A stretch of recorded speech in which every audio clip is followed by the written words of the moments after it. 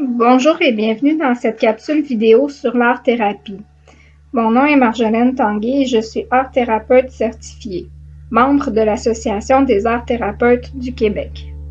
Aujourd'hui, nous aborderons le thème de l'exploration des rêves au travers de la création artistique. Les informations présentées dans cette vidéo sont issues de l'approche jungienne et gestaltiste en art-thérapie. Ces approches reposent essentiellement sur la combinaison des principes des arts visuels et de la psychologie humaniste existentialiste en relation d'aide. Avant de débuter, voici d'abord la description du rêve qui sera illustrée dans cette vidéo. Rêve du 16 mars 2020. Un trésor puissant. Je suis en route vers la maison de mon voisin qui habitait près de chez moi dans mon enfance. Je suis maintenant adulte et je retourne dans cet endroit où j'allais enfant pour m'amuser avec d'autres enfants de mon quartier.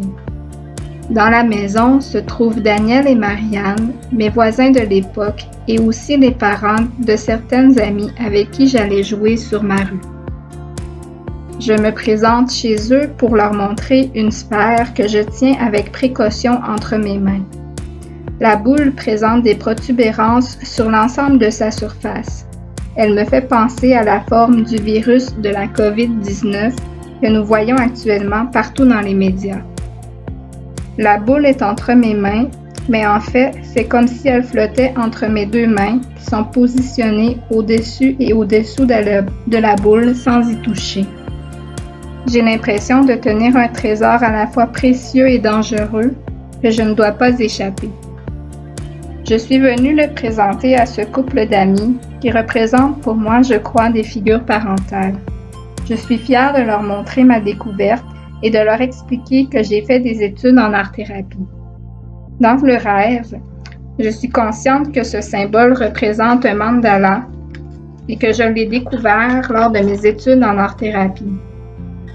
Il me semble que la sphère dégage une énergie de l'intérieur, une énergie qui lui est propre.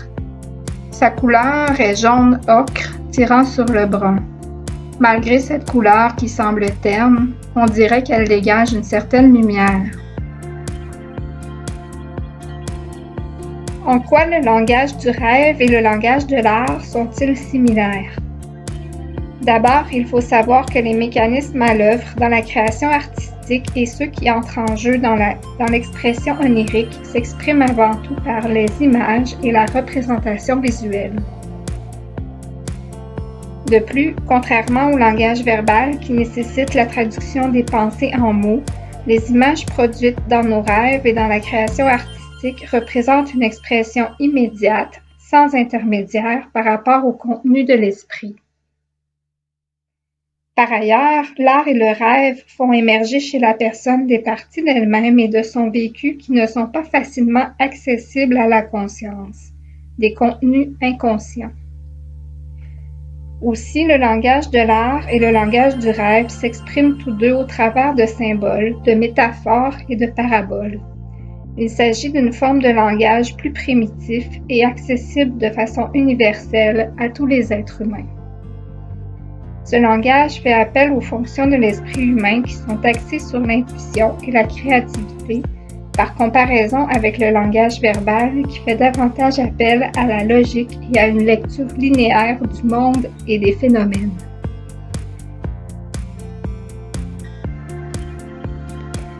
Enfin, les images d'une œuvre d'art, tout comme celles d'un rêve, peuvent être en mouvement et exprimer une réalité en évolution plutôt qu'une réalité statique. Comment fonctionne le travail sur le rêve via l'utilisation de l'art et de l'art-thérapie? Le fait de représenter visuellement le contenu d'un rêve via le dessin, la peinture ou la sculpture nous permet de recréer l'ambiance du rêve et de se reconnecter avec le vécu émotif suscité par ce rêve. Et ce, même si avec le temps, nous avons oublié partiellement les sensations et les émotions qui sont rattachées à l'expérience du rêve. La création visuelle permet de découvrir certains aspects concernant le sens du rêve qui pourraient demeurer inconscients, même après un travail d'analyse approfondi à l'aide de méthodes verbales ou écrites. Autrement dit, l'utilisation de l'art pour appréhender le contenu du rêve permet d'aller plus loin dans la compréhension et dans l'intégration du sens du rêve, grâce à sa capacité à favoriser l'émergence de significations nouvelles et inusitées.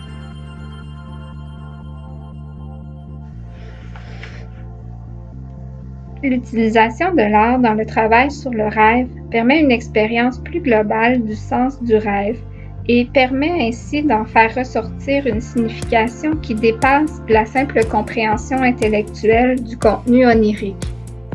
Cette expérience concernant la nature du sens profond contenu dans le rêve est ce qui est appelé le message existentiel.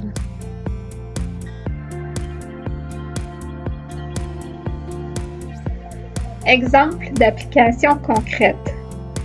La façon d'explorer le rêve en art-thérapie s'inspire des méthodes expérientielles classiques de travail sur le rêve, tout en y ajoutant un élément de création visuelle. Il s'agit en général de débuter par l'écriture du déroulement d'un rêve tel que la personne l'a vécu, en utilisant une formulation au temps présent et à la première personne. Par exemple, je rêve que je suis dans un autobus bondé de gens.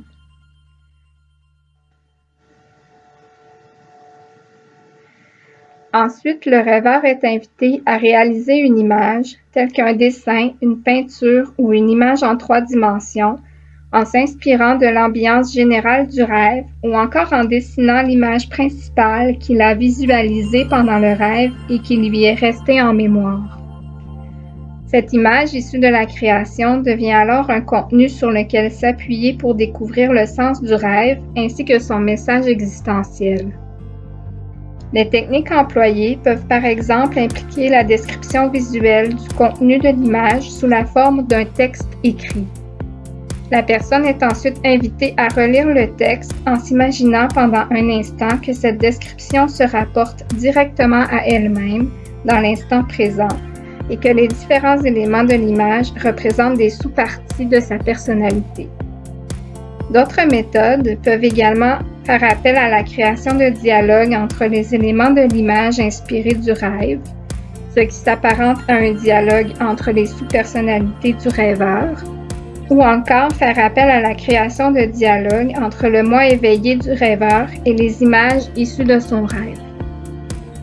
Bien que certaines personnes à l'aise avec l'approche et les techniques présentées ici soient en mesure de les réaliser par elles-mêmes à la maison, ce travail est généralement effectué dans le cadre d'une démarche individuelle en relation d'aide avec l'accompagnement d'un art-thérapeute professionnel.